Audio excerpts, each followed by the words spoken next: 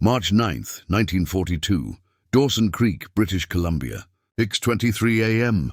The temperature hung at 42 degrees below zero. The air was so cold it burned exposed skin within seconds.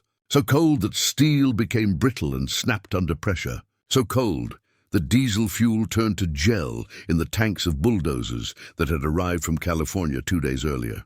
Private James Richardson stood at the edge of what would become mile zero of the Alaska-Canada military highway, watching his breath crystallize and fall to the ground like snow. He was 19 years old from Alabama, and he had never experienced cold like this. None of them had. Behind him, 7 regiments of the United States, Army Corps of Engineers, over 10,000 men, were preparing to build a road through 1,520 miles of wilderness that had never been systematically mapped, never been surveyed, never been crossed by wheeled vehicles. The road would traverse mountain ranges, muskeg swamps, glacial rivers, and permafrost zones where the ground was frozen solid to depths of hundreds of feet. It would pass through territory inhabited by grizzly bears, wolves, and mosquitoes so thick they could suffocate animals. It would cross land owned by Canada, requiring diplomatic coordination, while war raged across 2 oceans. The military planners in Washington had given them 8 months to complete the highway. 8 months to build a road longer than the distance from New York to Miami, through terrain that made the Appalachians look hospitable. Engineers who reviewed the proposal called it impossible. Geologists who studied the route called it madness. The men who would actually build it called it their assignment and started unpacking their equipment. Richardson stamped his feet to maintain circulation and looked north toward Alaska. Somewhere out there, 1,500 miles through unmapped wilderness, was the destination. Between here and there was everything that could kill a construction project. Weather, terrain, isolation, and the absolute certainty that conventional construction methods would fail. The sound that filled the frozen morning was the roar of diesel engines refusing to start, the crack of metal tools shattering in the cold, and the voices of engineers arguing about whether they should begin by building the road or by building the infrastructure necessary to build the road. They would do both simultaneously. They would invent new construction techniques in the field. They would work through temperatures that ranged from 50 below zero in winter to 90 above in summer. They would build bridges over rivers that changed course overnight, lay roadbed on ground that thawed into liquid mud, and maintain supply lines that stretched back thousands of miles to factories that were simultaneously building ships, aircraft, and tanks. They would accomplish in 8 months what peacetime projects would have scheduled for 8 years. This was not engineering. This was industrial warfare conducted against geography itself, the geography of vulnerability. On December 7, 1941, when Japanese aircraft struck Pearl Harbor, they destroyed or damaged 21 ships and killed over 2,000 Americans. The attack was catastrophic, but it accomplished something perhaps more significant than the immediate damage. It demonstrated that Alaska, America's northern territory, was vulnerable to Japanese attack and isolated from American defense. Alaska, in 1941, was a territory, not a state, with a total population of approximately 72,000 people. Most lived in coastal areas. The interior was largely uninhabited wilderness. There were no roads connecting Alaska to the contiguous United States. Supplies and personnel reached Alaska by ship through coastal waters or by aircraft across vast distances. Both routes were vulnerable to Japanese interdiction. Military planners understood immediately that if Japan chose to invade Alaska and Japanese possession of Attu and Kiska Islands in the Aleutian, Chain would later prove this was not theoretical. The United States would have no way to rapidly reinforce or resupply American forces. Ships could be sunk. Aircraft had limited range and payload. Alaska could be cut off and conquered before meaningful resistance could be organized. The solution was obvious and impossible. Build a road from the continental United States through Canada to Alaska. The road would provide a land route for supplies, equipment, and reinforcements that could not be interdicted by Japanese naval forces. It would enable defense of Alaska, regardless of sea and air conditions. It would transform Alaska from an isolated territory into an integrated part of American defensive infrastructure.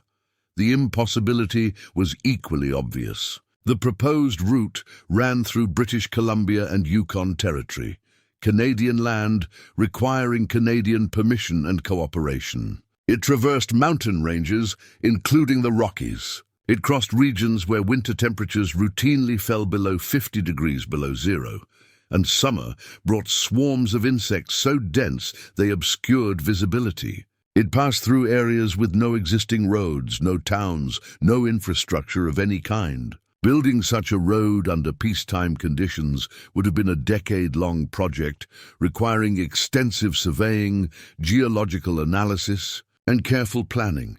The United States had 8 months because that was when the weather would make construction impossible, and delaying until the following spring would mean another year of vulnerability. President Franklin Roosevelt authorized the project on February 11, 1942.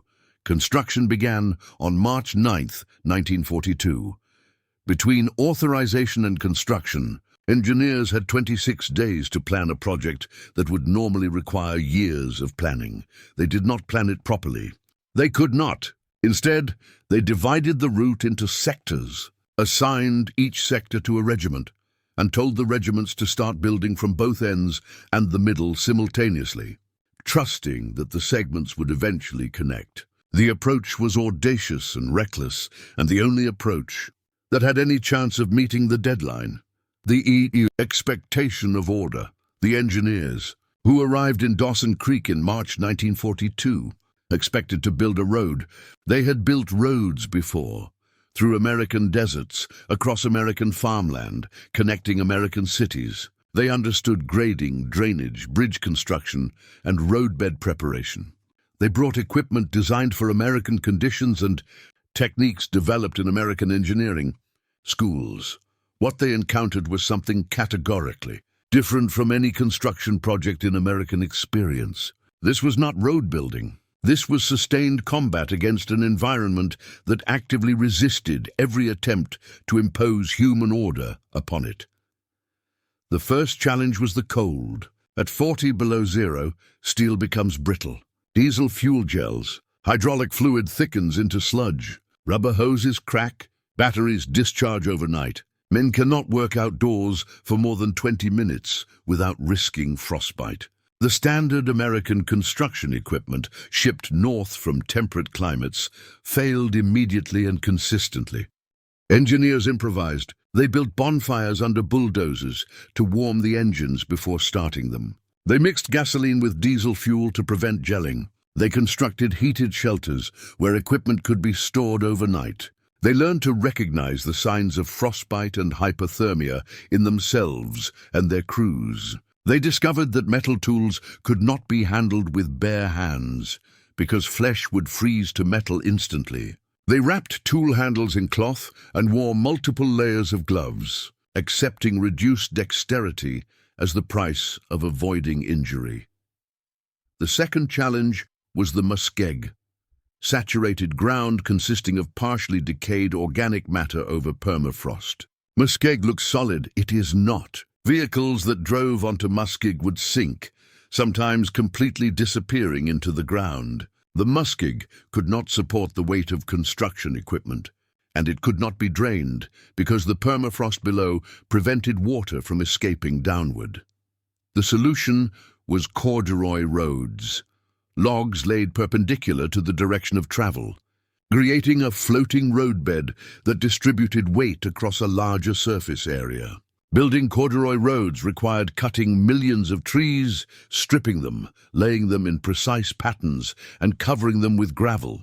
It was labor-intensive, time-consuming, and the only technique that worked. Entire regiments spent weeks doing nothing but cutting trees and laying corduroy through muskeg sections that stretched for miles. The third challenge was the rivers. The route crossed hundreds of streams and dozens of major rivers, many glacially fed and prone to dramatic fluctuations in flow. Rivers that were 30 feet wide in April could be 300 feet wide in June when snow melt peaked. Bridge engineers could not design structures for stable conditions because stable conditions did not exist. They built temporary bridges, expecting them to be washed away and replaced. They built multiple bridges at different elevations, using whichever was appropriate for current water levels. They learned to construct bridges in sections that could be disassembled and moved when rivers changed course, which happened regularly. Traditional bridge engineering assumed stable geography. This geography was not stable. Captain William Greaves, commanding a bridge construction company, wrote in his official report, "We built a bridge over the Sikani Chief River in May. The bridge was 200 feet long, sufficient for the river at that time. In June, the river rose 20 feet and shifted its channel 300 yards east. The bridge was intact but useless. We built a second bridge. In July, the river returned to approximately its original channel.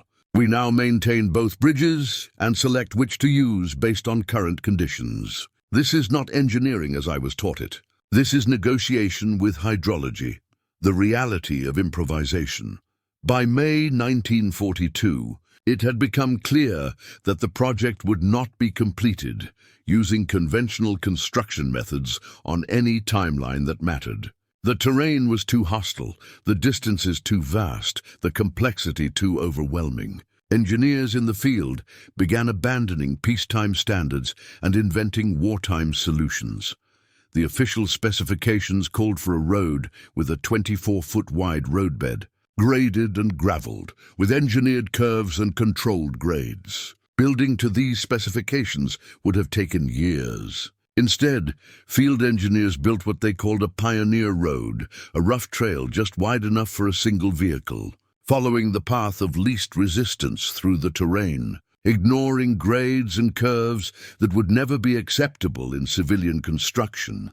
The pioneer road was barely navigable. It had sections with grades exceeding 25%, steep enough that vehicles struggled to climb and dangerous to descend. It had curves so tight that long vehicles required multiple attempts to navigate them.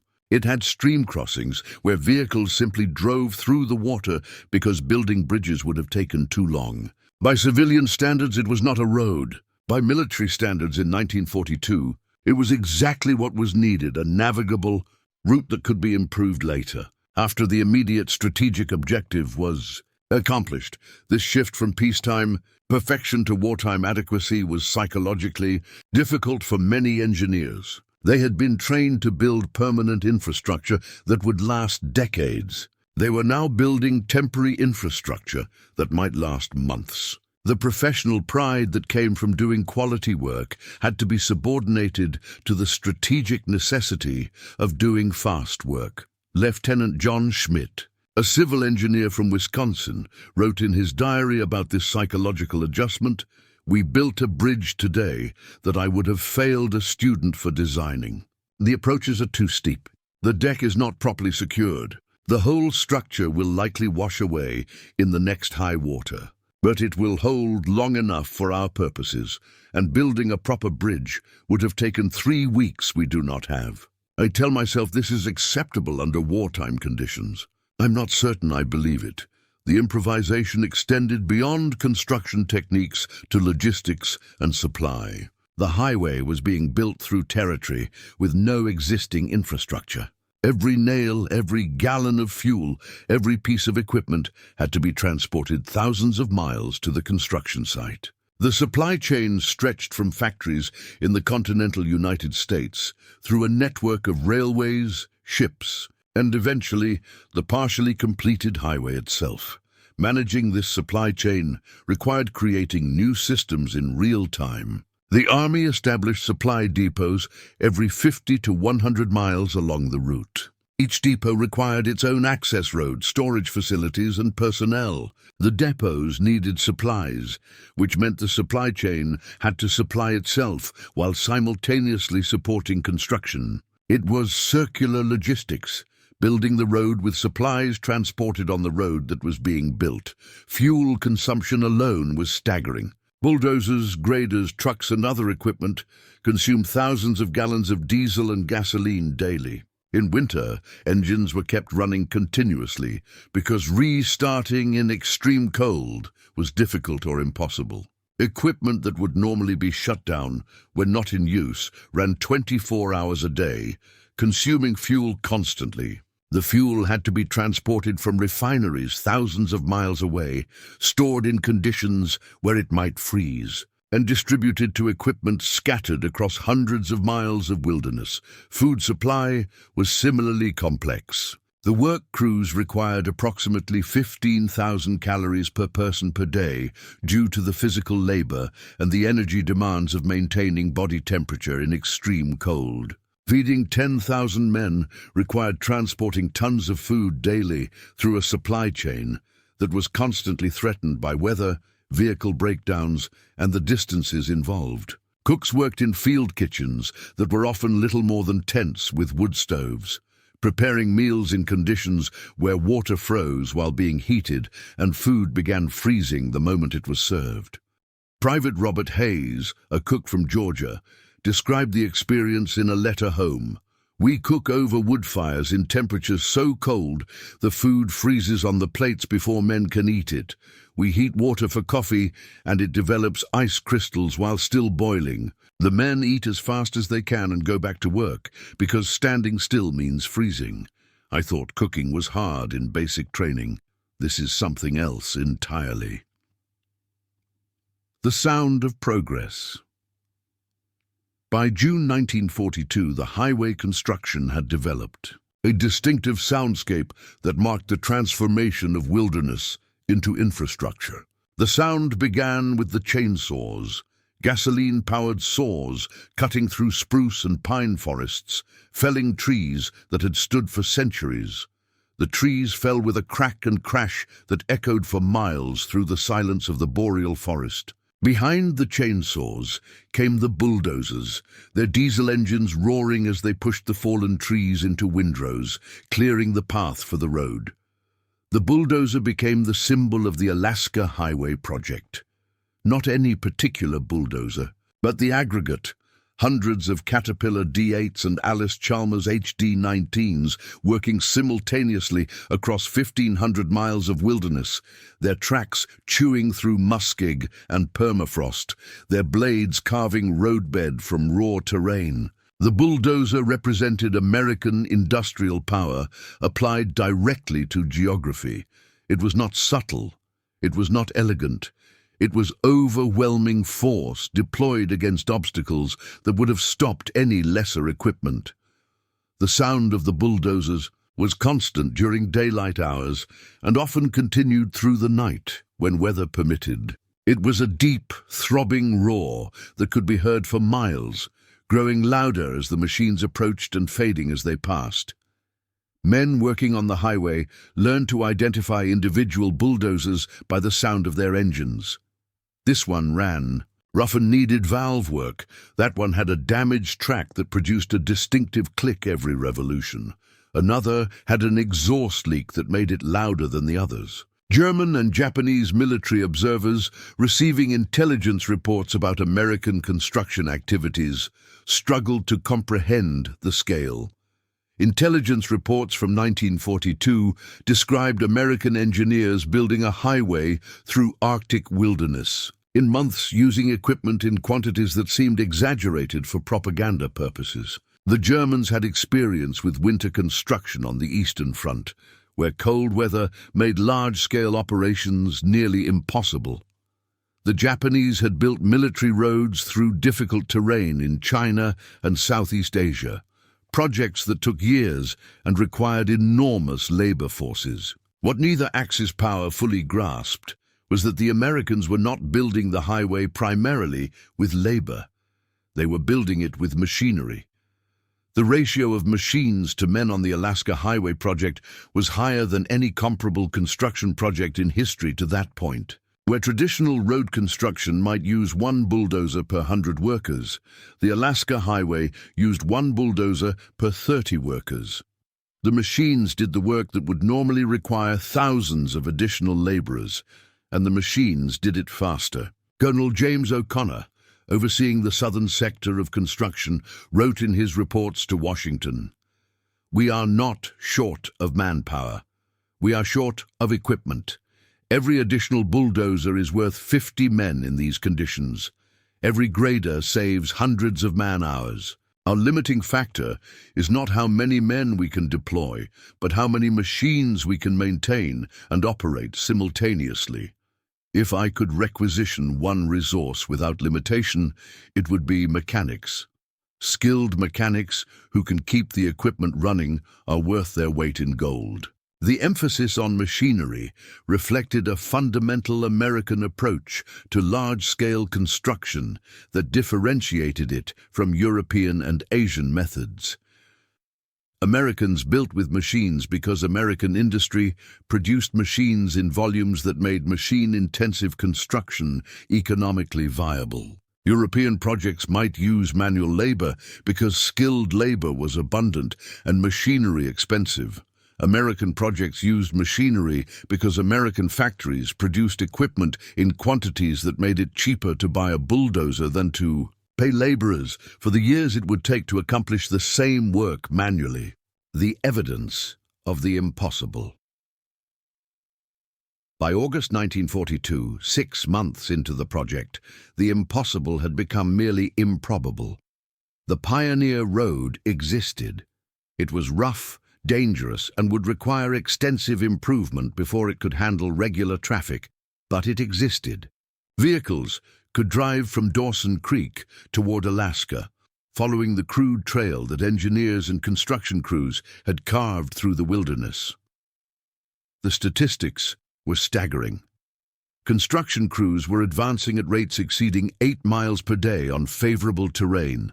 On difficult terrain, muskeg, mountains, major river crossings, progress slowed to 1 mile or 2 per day. But progress never stopped. Weather, terrain, equipment failures, and supply problems caused delays, but not cessation.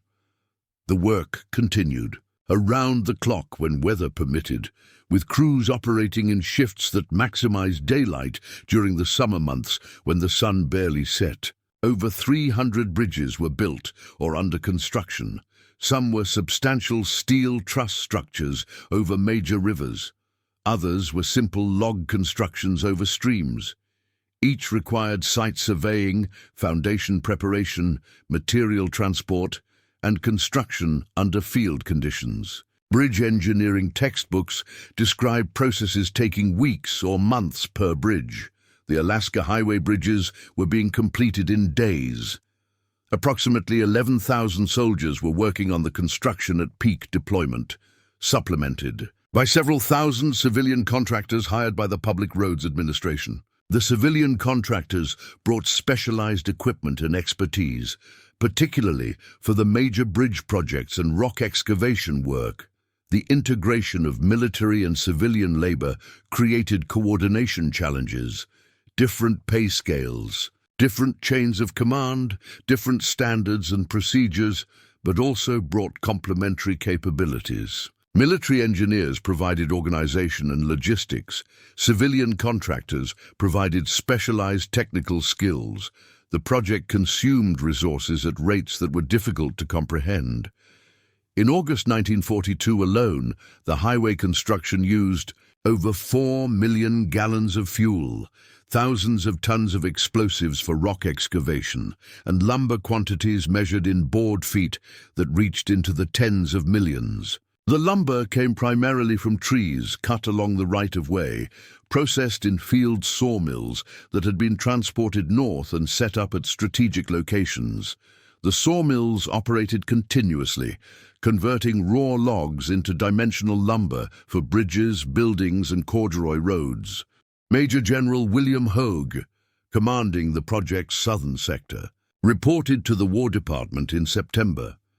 We have established what amounts to a mobile industrial city stretching across 1,500 miles. We have sawmills, repair shops, fuel depots, hospitals, communication stations, and supply warehouses distributed along the entire route. We are simultaneously building the road, building the infrastructure to support building the road, and maintaining supply lines to support the infrastructure.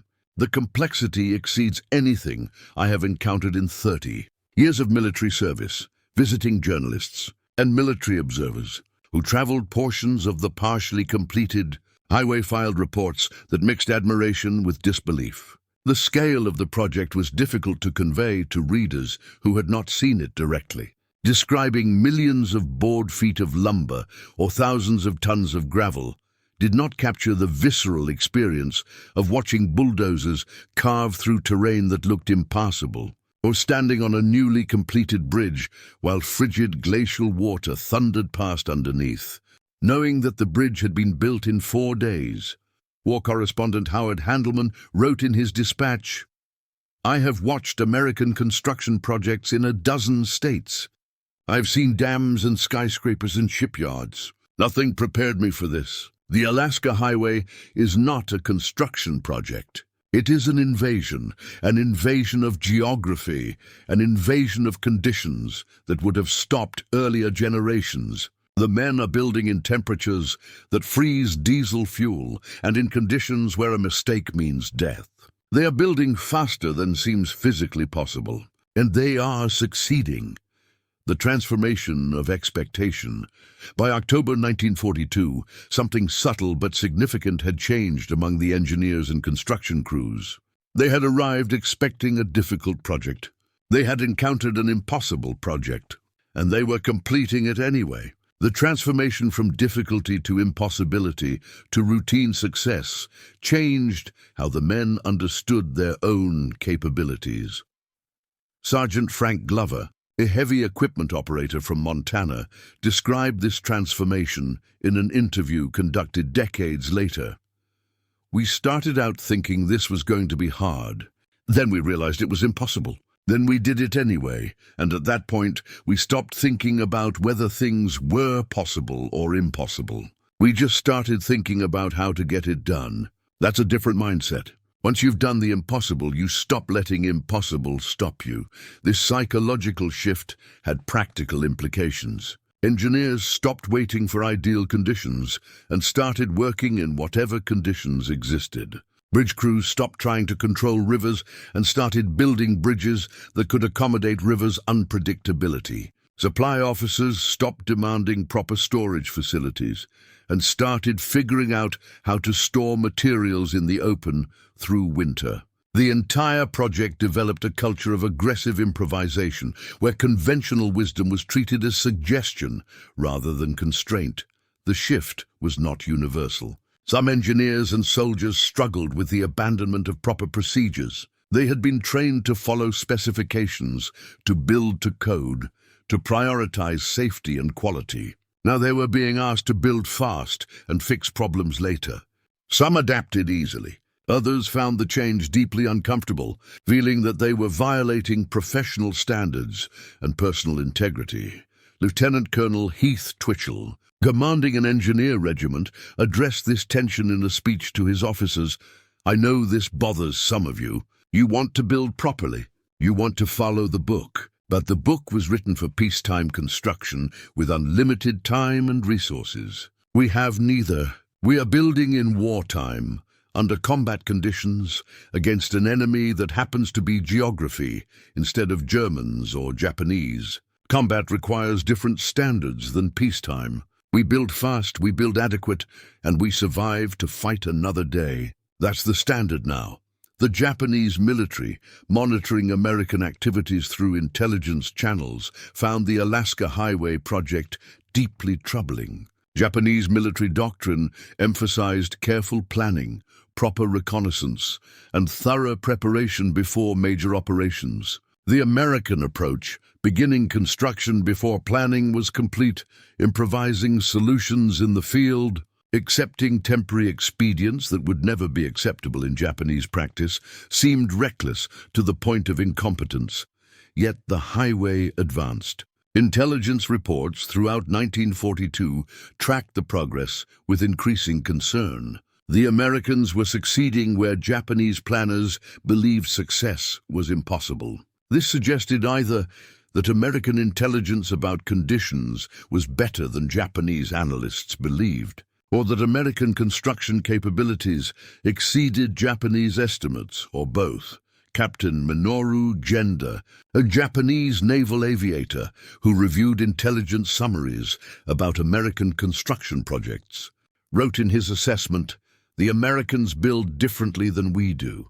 They build with overwhelming material resources rather than meticulous planning. They accept waste and inefficiency in exchange for speed. This approach should fail. It does not fail. We must reconsider our assumptions about American industrial capability." Genda's assessment identified a core difference in construction philosophy. Japanese engineering emphasized efficiency, accomplishing objectives with minimal waste of resources. American engineering on the Alaska Highway emphasized effectiveness, accomplishing objectives regardless of resource consumption. The difference was doctrinal and reflected underlying economic realities. Japan had limited resources and emphasized efficiency. America had abundant resources and emphasized results. The symbolism of the bulldozer. As construction progressed through the summer and fall of 1942, the bulldozer transcended its function as equipment and became symbolic of American power. Photographs of bulldozers carving through virgin forest appeared in newspapers and magazines across America. The image was simple and powerful, a machine imposing human will on untamed wilderness, pushing forward regardless of obstacles, unstoppable and relentless.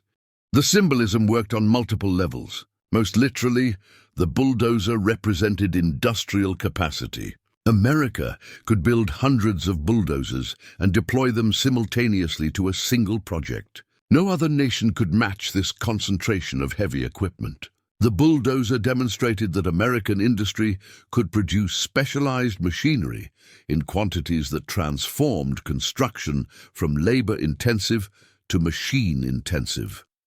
More abstractly, the bulldozer represented American philosophy toward problems. Problems were obstacles to be overcome through application of power, rather than puzzles to be solved through careful analysis. The bulldozer did not negotiate with muskeg or mountains. It pushed through them.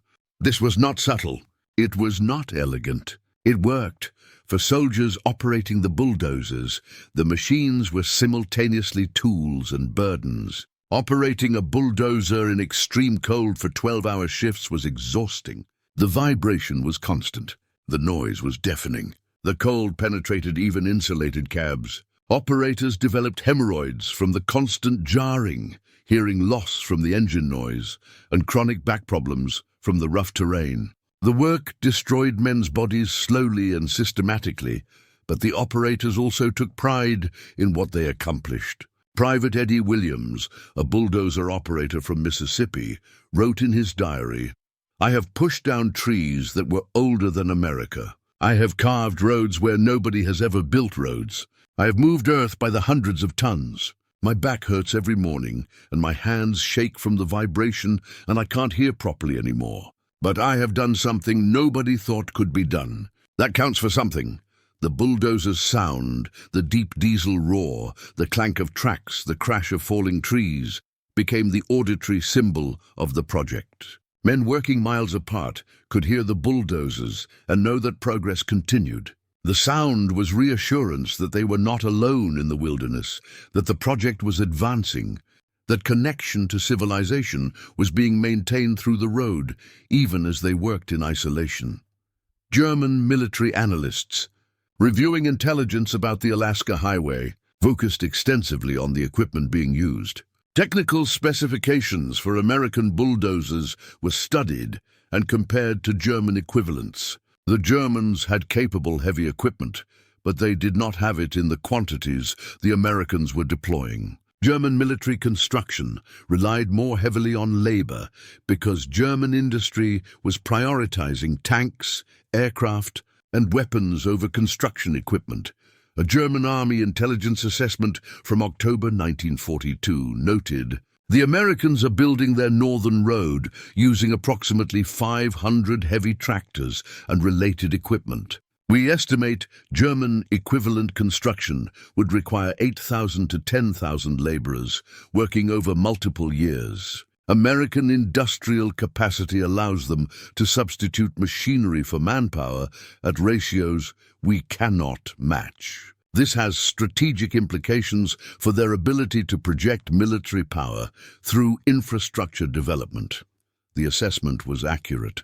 The Americans were demonstrating that wars could be won not just through superior tactics or better weapons, but through superior infrastructure built rapidly using industrial capacity. The Alaska Highway was not a weapon in the traditional sense. It was a strategic capability that enabled other weapons to be deployed and sustained.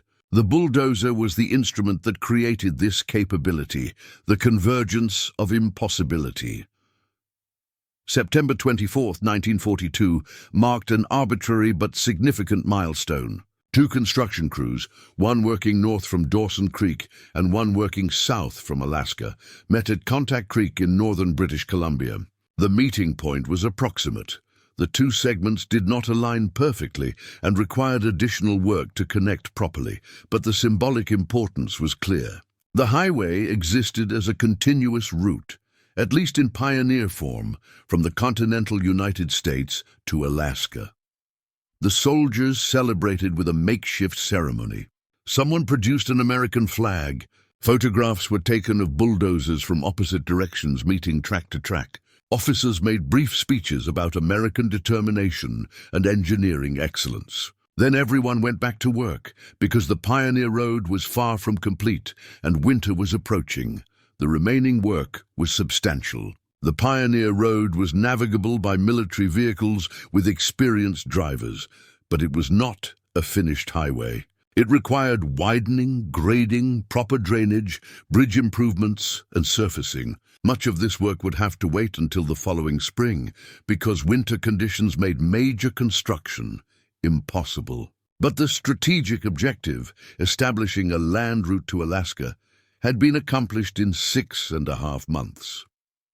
The speed was unprecedented in highway construction history. Comparable projects from the 1930s had taken years. The Pennsylvania Turnpike, a celebrated engineering achievement, required 4 years to build and was shorter and traversed easier terrain. The Alaska Highway's construction schedule would have been impossible without several factors that converged uniquely during World War II. First, unlimited federal funding. The project cost approximately $138 million, over $2 billion in current dollars, and cost was never a constraining factor. When engineers needed equipment, they got equipment. When additional labor was required, troops were deployed. The normal financial constraints that limited peacetime projects did not apply.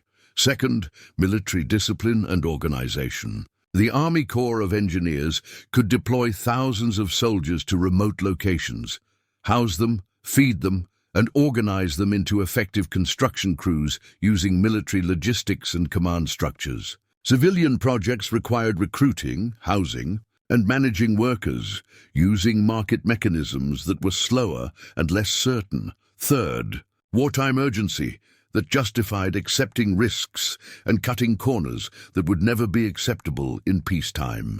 The Pioneer Road had sections that were dangerous by any standard. Grades were too steep, curves too sharp, bridges too temporary. In peacetime, these deficiencies would have required correction before the road opened. In wartime, they were accepted as temporary expedients. Fourth, timing. The project began in early spring, providing maximum construction season before winter. If the project had started 3 months earlier, winter conditions would have prevented early progress. 3 months later, and the first construction season would have been significantly shorter.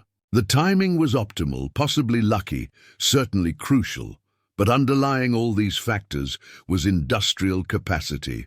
America in 1942 could produce bulldozers, trucks, bridging equipment, and construction materials in quantities that made rapid construction possible. The same factories that produced these materials also produced ships, aircraft, tanks, and weapons. The Alaska Highway was built with overflow from an industrial base that was simultaneously supporting global military operations. The project was possible because America had enough industrial capacity to build the highway as a secondary priority while fighting a two-ocean war. The winter pause and spring push.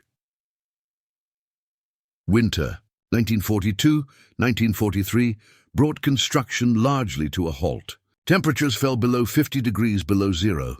Daylight shrank to a few hours per day in the northern sections. Equipment that could operate in fall temperatures failed in deep winter cold. The work crews withdrew to winter quarters, leaving skeleton crews to maintain essential facilities and guard equipment.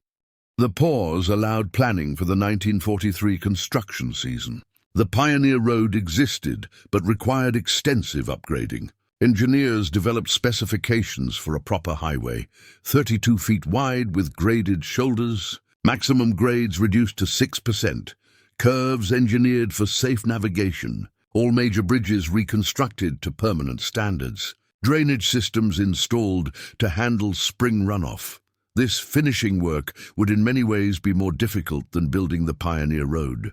The Pioneer Road had followed terrain. The finished highway would require moving earth to achieve proper grades, cutting through hillsides and building up roadbed across low-lying areas. Millions of cubic yards of earth would need to be moved.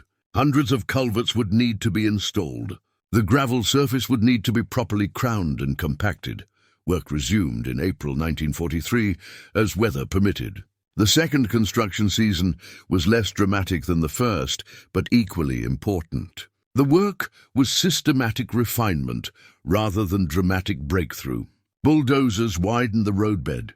Graders smoothed the surface. Dump trucks hauled gravel to sections that had been rough dirt. Bridge crews replaced temporary log bridges with permanent structures. By November 1943, the Alaska Highway was officially open to military traffic in a ceremony at Soldiers Summit, Kluane Lake, Yukon. The ceremony was larger than the impromptu gathering at Contact Creek a year earlier. Military and civilian dignitaries gave speeches. The press coverage was extensive. The highway was presented as an example of American engineering capability and as a symbol of cooperation between the United States and Canada. The official opening was somewhat premature. Significant work remained for the 1944 construction season and beyond. The highway would undergo continuous improvement throughout the war and for years afterward. But by November 1943, the highway was reliably passable by military traffic, which was the original strategic objective. Supplies could move by road from the continental United States to Alaska. The territory was no longer isolated. The strategic situation that had motivated the highway's construction had also evolved. The Japanese occupied Attu and Kiska Islands in the Aleutians from June 1942 until August 1943, when American forces recaptured the islands. The threat of further Japanese advances toward Alaska receded as American naval and air power increased in the Pacific. By late 1943, Japan was on the defensive and no longer capable of threatening Alaska. The Alaska Highway's military utility ended up being less than anticipated when the project was authorized. The highway carried supplies and personnel to Alaska, but the quantity was modest compared to what moved by sea and air. The strategic insurance that the highway provided, a guaranteed land route, if sea and air routes were interdicted, was never needed because those routes were never successfully interdicted. But the highway's symbolic importance exceeded its direct military utility. The project demonstrated American capability to accomplish massive construction projects under extreme conditions on compressed timelines. It showed that American industry could support simultaneous major projects without compromising war production. It proved that difficult terrain and hostile weather were obstacles that could be overcome through machinery, organization, and determination. The testimony of distance. Walk the Alaska. Highway today, now called the Alaska-Canadian Highway, or simply the Alcan, and you can still see evidence of the original construction. In places, the highway follows the exact route carved by those first bulldozers in 1942. In others, it has been realigned for safety or efficiency. The original pioneer road sections have been abandoned and are gradually being reclaimed by forest. The bridges are different. The temporary log structures from 1942 were replaced in 1943, and those structures were replaced again over subsequent decades as traffic increased and engineering standards evolved. Modern bridges are steel and concrete, designed to last for decades with minimal maintenance. They bear little resemblance to the crude structures that soldiers built in days from local timber, but the route remains. The highway still traverses 1,520 miles from Dawson Creek to Delta Junction, Alaska. It still crosses mountain ranges and river valleys. It still passes through wilderness where towns are hundreds of miles apart. The difference is that now the highway is paved, well-maintained and navigable by any vehicle.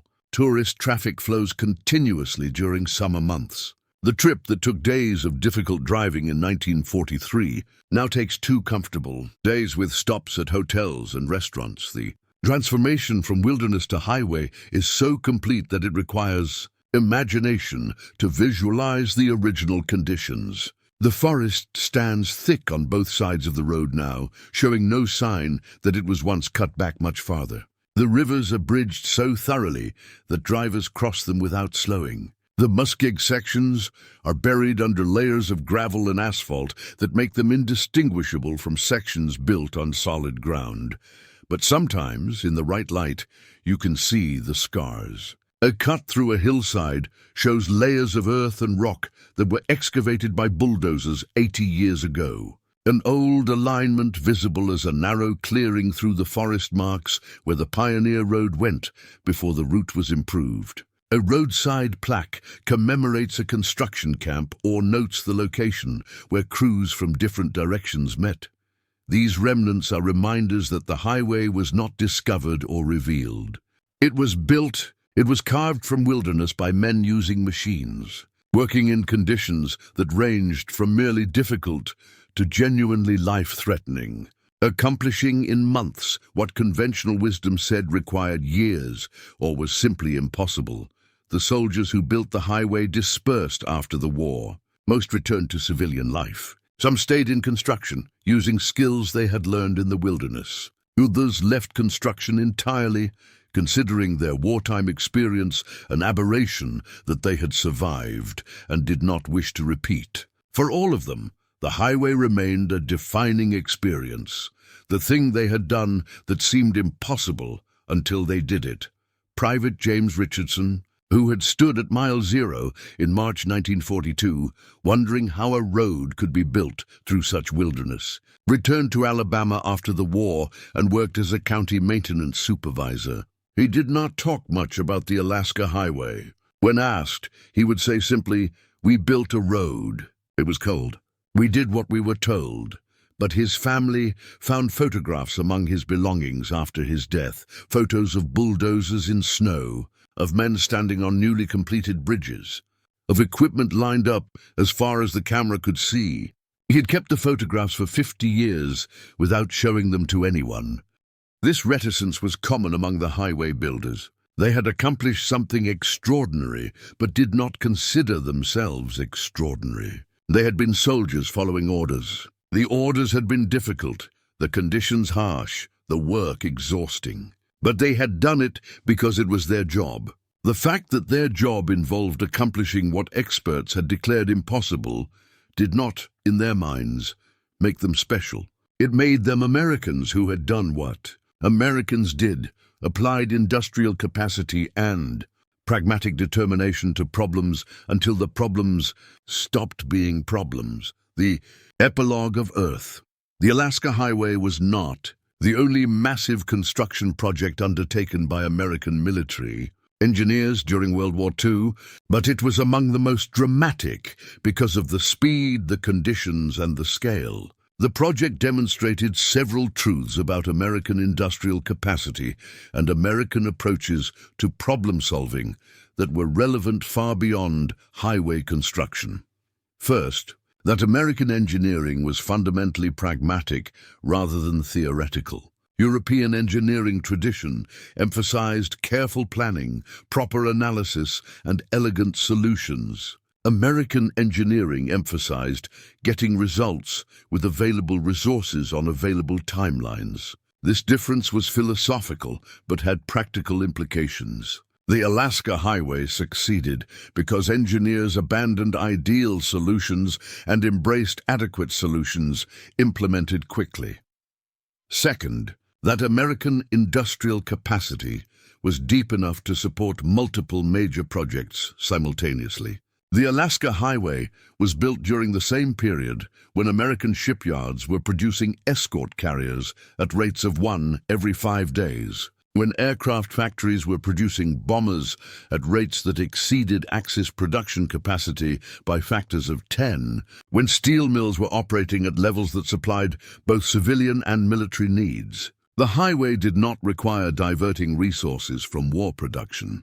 It was accomplished with what amounted to spare capacity.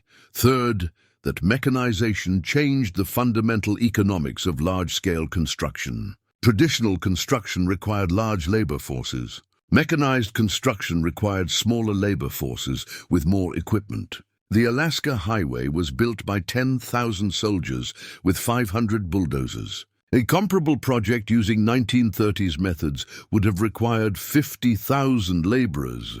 The difference was not that Americans were better workers, but that American industry produced equipment that multiplied individual productivity.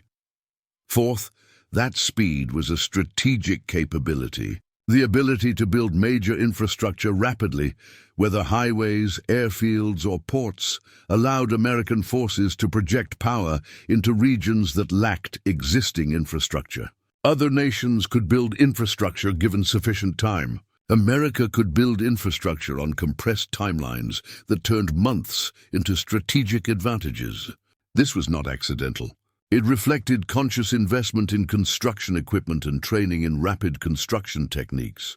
The Japanese and Germans both recognized these capabilities, but could not replicate them. Japanese industry was optimized for efficiency rather than volume. German industry was sophisticated, but lacked the raw productive capacity to match American output. Both Axis powers could build quality equipment in limited quantities. America built adequate equipment in overwhelming quantities. When the equation involved speed and scale, overwhelming quantity defeated superior quality. The sound of the bulldozer, that diesel roar that echoed through the wilderness as the Alaska Highway advanced, was the sound of industrial warfare. Not warfare conducted with industrial weapons, but warfare conducted against geography using industrial methods. The bulldozer was the weapon. The terrain was the enemy. Victory was measured in miles per day rather than enemy casualties. Stand at mile 0 today, at the point where James Richardson stood in March 1942, and you can hear the highway. The sound is different now, the whoosh of traffic on pavement rather than the roar of bulldozers in dirt. But the highway remains. The wilderness was beaten back. The impossible was accomplished. The route exists because men decided it must exist and brought enough bulldozers to make their decision reality. This is the lesson written in 1,500 miles of gravel and earth. That determination combined with industrial capacity could reshape geography. That free societies with distributed economic power could mobilize resources at scales that centralized autocracies could not match. That democracy, far from being weak or inefficient, could accomplish projects that required mobilizing entire nations, industrial bases, while simultaneously fighting wars on 2 continents. The Alaska Highway was not won through superior tactics or brilliant strategy. It was won through showing up with enough equipment, working continuously regardless of conditions, improvising solutions when conventional methods failed, and refusing to accept that impossible meant not worth attempting. This was not elegant. It was not sophisticated.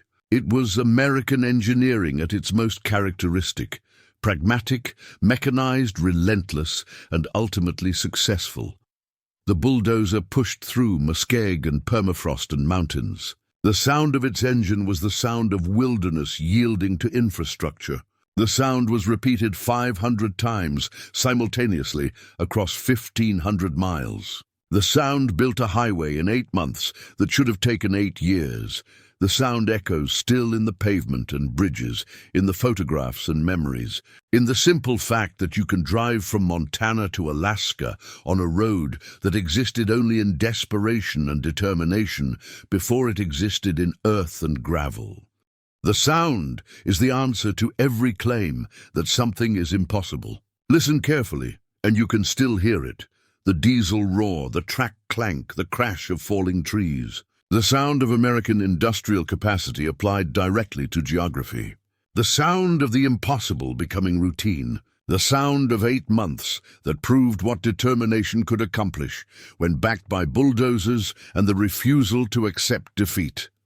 The highway remains. The wilderness was conquered. The impossible was done, and it took 8 months.